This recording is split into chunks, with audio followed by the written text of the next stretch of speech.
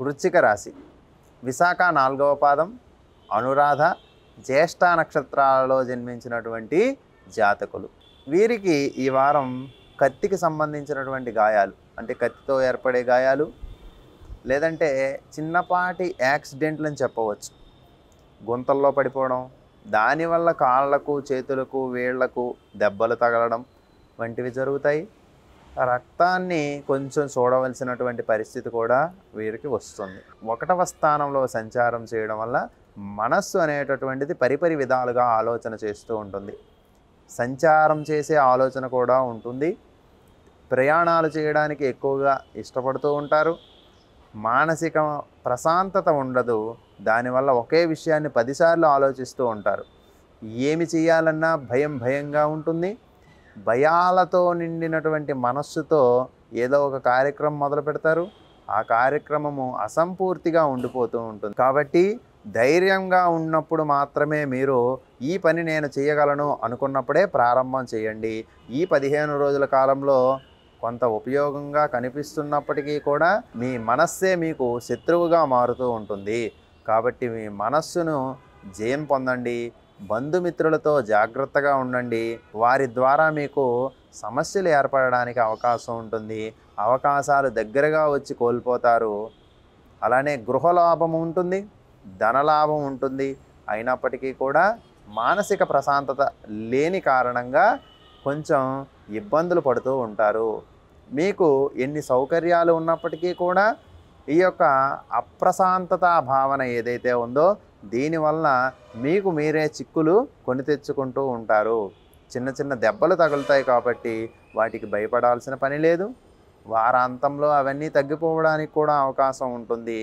మానసికమైనటువంటి ప్రశాంతతను పెంచుకునేటటువంటి వ్యాయామాలు, ధ్యానాలు మరియు విష్ణు సహస్రనామ స్తోత్ర పారాయణాదులు చేయడం ఎంతో ఉపయుక్తము.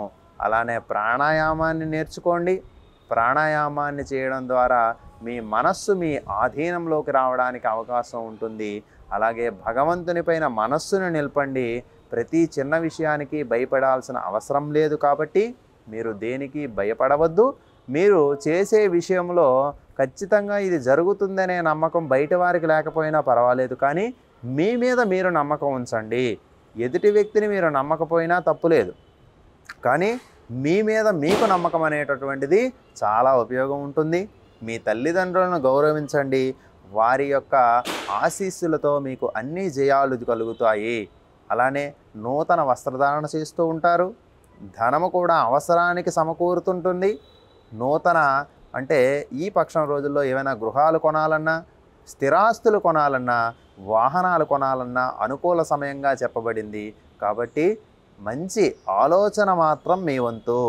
ప్రకృతి మీకు అన్నీ ఇవ్వడానికి రెడీగా ఉంది. వాటిని అందిపుచ్చుకోవడానికి మీ మనస్సును సిద్ధం చేయండి. అలానే శరీరానికి సంబంధించిన చికాకులు వచ్చినప్పటికీ కొంత ధైర్యంగా ఉండండి. అవి కాలక్రమంలో మీకు మంచిగానే ఏర్పడతాయి. మనకు ఈరోజు ఏర్పడినటువంటి చికాకు అనేటటువంటిది రేపటి రోజున మీకు అది మంచిని చేయడానికే ఉంటుంది తప్ప మీకు ఇబ్బంది పెట్టే పరిస్థితులు అనేటటువంటివి ఉండవు. కాబట్టి వృశ్చిక రాశి వాళ్ళు తమ యొక్క పదునైన దృక్పథము, ఒక విషయాన్ని వారు చూచే విధానాన్ని ఎంత సూక్ష్మంగా చూస్తారో ఆ సూక్ష్మ దృష్టిని మరల్చకుండా ప్రతి విషయాన్ని కూడా అంచనా వేస్తూ గడపండి. తద్వారా మీకు అన్ని జయాలు కలుగుతాయి. అలానే లలితా సహస్రనామ స్తోత్ర పారాయణ చేయండి. విష్ణు సహస్రనామ స్తోత్ర పారాయణలు చేయండి. వీటి ద్వారా మీ ఆరోగ్య సమస్యలు ఉంటే తొలగడానికి అవకాశం ఉంటుంది. విష్ణు సహస్రనామ పారాయణ చేసేటప్పుడు సక్రమంగా చదవండి.